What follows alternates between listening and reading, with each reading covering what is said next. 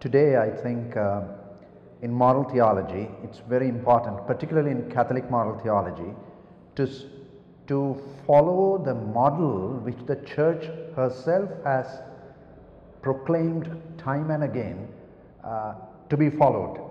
You see, what I am trying to say is St. Alphonsus Liguori, not just the founder of the Redemptorists but also the official patron of Catholic moral theology. So now the Church from about 18th century onwards has been saying again and again, without an interruption, again and again the Church has been saying, here is a model, this is the man, Catholic model to be followed in moral theology. And even recently Pope Francis, though he did not say it explicitly, almost enunciated Alphonsian misericordia, Alphonsian pastoral misericordia, going towards the person, because after all moral agent is the person. But just before him, Benedict XVI, John Paul II, all these popes have been saying, here is a model, patron of moral theology. My question is, I think it's also the question of many moralists and non-moralists, if Alphonsus is the patron of moral theology, why is it that his methodology is not followed today in moral theology? Why? So we need to ask that question. Not just moral theologians, anyone interested in Catholic faith needs to ask, if Alphonsus is the patron of moral theology, what are the challenges to him being followed as the patron of moral theology? There are many contemporary challenges, but I would like to mention 5 or 6. One would be the various interpretations of St. Alphonsus. Just after his death, when everybody was hailing Alphonsus as the moral man, the moral ideal, people belonging to different schools, sometimes very rigoristic schools, sometimes very laxistic schools, did interpret him the way they want. In fact, some of our moral theologians and others in the Redemptorist congregation have pointed out, like Father Gallagher, Father Capone, later Father Raponi, these people have pointed out how Alphonsus was used by various people for their purposes, interpreting and portraying a different Alphonsus from the real Alphonsus. So this for me is the biggest challenge. In the sense, even today in the contemporary world, people interpret Alphonsus the way they want, just for their purpose. Second challenge would be the aim of moral theology at the time of Alphonsus was very different. It was to help the confessors, seminarians who would be priests who are already priests, to hear confessions properly. But today the aim of moral theology is different. So Alphonsus as patron should be used with the necessary nuances and adaptations. I have no regrets or doubts about it. But the point is, which Alphonsus are we to follow?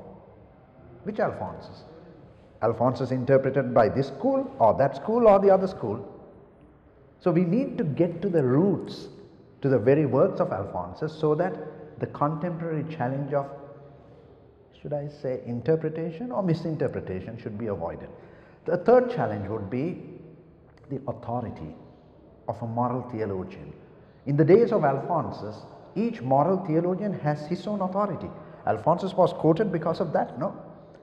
But today, authority, I am sorry to say, I am not disloyal to the magisterium by saying this, authority is portrayed as only coming from the magisterium. There are many moral theologians who think that moral theology is just to portray what the magisterium says. That is not the way Alphonsus did moral theology. So as a result, Alphonsian way of doing moral theology is challenged. Another contemporary challenge would be the tendency or the temptation to portray actions, moral acts, as more important than the acting person. For Alphonsus, as Professor Mairano always says, and Capone and all have been saying that regularly, for Alphonsus, moral theology is necessary not to gain glory, not to write a big treatise, not to publish articles. For For Alphonsus, moral theology was necessary and is necessary only for one reason. Jesus died for all, and no sinner is excluded from that plentiful redemption of Jesus. So for Alphonsus, human person, the acting person, is more important in moral theology. He is the center, she or he is the center. Unfortunately today, that interiority of morality is betrayed by not giving the proper place for conscience. So we are going for external morality. Is this act right? Is that moral norm all right? The role of conscience is relegated. So that's a fourth challenge that I see.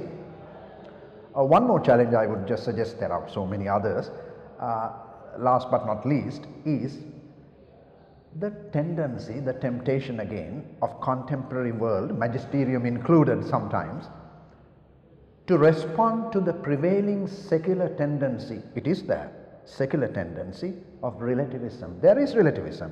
I will be a very naive person to say there is no relativism. But my question is relativism only because we highlight the role of conscience? Is it because of that that relativism comes?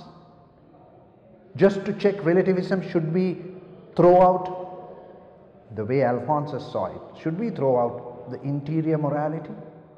I don't think so. I don't think even the magisterium says that. But oftentimes, here I conclude, oftentimes many moral theologians, sometimes some magisterial teachings, tend to see the best response to subjective relativism, which is an evil, I say again, the best response to that evil is objective absolutism. Subjective relativism is there, but what is the response to that? Is it objective absolutism? If that is the case, then Alphonsian moral theology is badly challenged.